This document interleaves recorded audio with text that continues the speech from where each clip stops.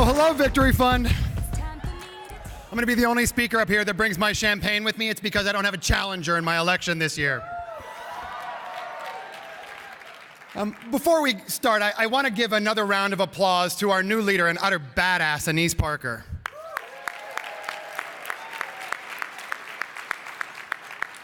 Now, I'm still not exactly sure why they wanted everyone 2 bottles of champagne deep before they brought us up here, but here we are. Listen, I am so proud to be the first and only openly LGBTQ person elected to the Pennsylvania State Legislature. Come on. But I'm going to be real with you because it says so on the prompter. It's relatively lonely. I've had nobody in my 6 years in office to help me build an authentic LGBTQ equality caucus, to help be a voice for our community, or even just to have a bite with and kvetch with in the Capitol. But that's about to change because my friend Malcolm Kenyatta is running for the House District, Pennsylvania 181 District, and with your help, he's going to join me. Malcolm, meet my friends at the Victory Fund. Victory Fund, please give a warm welcome to my friend Malcolm Kenyatta. Well, thank you, Brian. I already feel at home. Brian has been a rock star in the State House, and we are already plotting how we can make Pennsylvania a better place for our community. But I'm going to be really real with you. Is that all right? Without the support of Victory Fund, it is tough for LGBT candidates to get elected into office, which is why we need you to pick up those pledge cards on the table. Go ahead.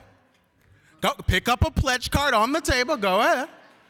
And contribute as much as you possibly can so Victory Fund can support candidates like myself and Gina who will fight for you. After Mayor Parker's speech, you have already been so generous. But what is great is that Brian and I know that we need to raise even more to ensure that Victory Fund is well-resourced for this critical and crucial election year. If you donated earlier and were inspired by Representative Tanako or Gina Jones, and all of this bubbly that I'm sure is making you feel really generous right about now, pick up a pledge card and dig a little bit deeper than that. Victory Fund staff and volunteers are walking around and they want to pick them up from you and thank you for your support.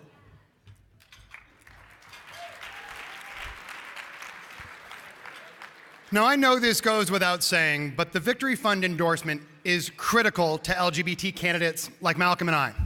And for those of you who don't know, the Victory Fund campaign board is charged with the painstaking process of reviewing all of our applications, voting to endorse candidates, and then providing us with the financial resources to help us win.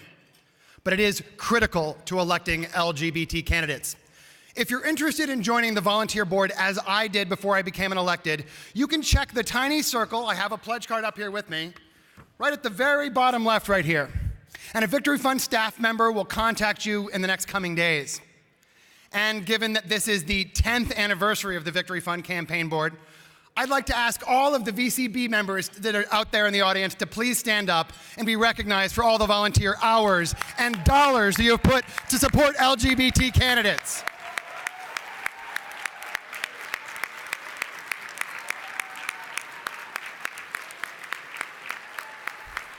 The teleprompter has moved on, but keep applauding these folks.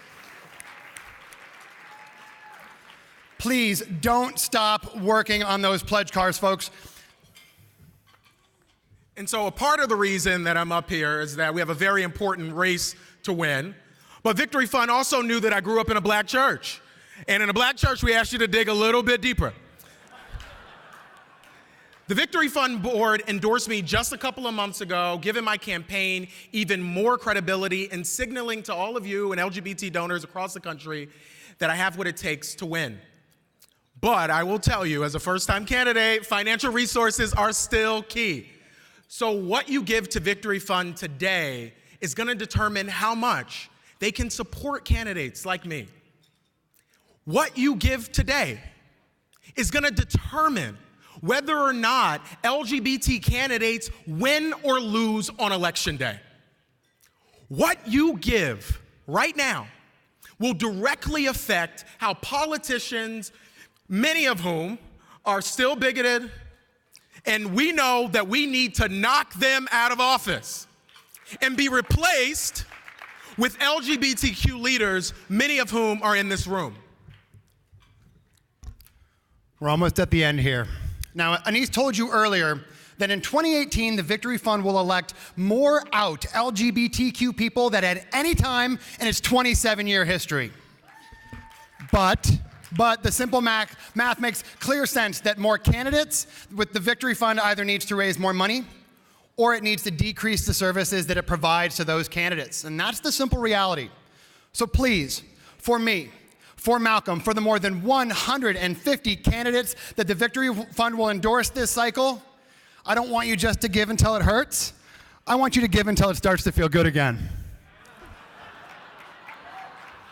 Guys, please fill out your pledge cards. Wave it in the air so the Victory Fund staff and volunteers can come around and pick them up. Remember, these are the folks who are working hardest to help us win. Oh, you're all still laughing about that till it feels good again thing. I like that. Yep. Guys, I've gotten a note here that we have raised $50,000 today. So how about a round of applause? But I know that we can do better. I know that we can get this number up to $75,000. Now, I'm not one to quote John McCain very often, but I want to do it right now. John McCain used to say, there is enough money for us to win these battles, but they are still in your purses and still in your wallets. So please give. And so I want to thank you so much for your generosity. We got the point across. We need you. But give me a moment, because I want to close with a very important thought. When you're in the heat of the battle, it's difficult to imagine how history will remember the moment. When this moment in history, when this moment in time is written, it won't be a story about Trump. It won't be a story about bigots. It won't be a story about those that tried to divide us. It'll be a story about us. It'll be a story about how we stepped up. It'll be a story about how we ran for office. It'll be a story about how we resisted. And it'll be a story about how we did it in all our truth, just as we are.